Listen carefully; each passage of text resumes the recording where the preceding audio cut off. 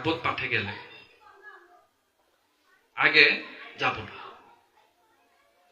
কি করি, পাঠক আগে যাক, পাঠক কি আগে এগুলো শুরু করুক, করার পরে চলতে থাকুক, পরে আস্তে আস্তে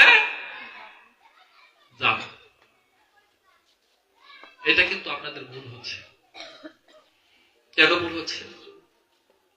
শাস্ত্রে উল্লেখিত আছে যে ভগবান শ্রীকৃষ্ণ বলেছেন, যে ভক্ত আমার গুণ কীর্তন শোনার জন্য, আমার মহিমা শোনার জন্য, যে ভক্ত আগে থেকে গিয়ে এই ভাগবত আসরে আমার লীলার কথা শোনার জন্য বসে থাকবে, আমি কথা দিচ্ছি সে শেষের দিনে যেদিন বৈতরণী নদী পার হবে, সেদিন আমি তার জন্য আগে থেকে নৌকা নিয়ে বসে থাকবো।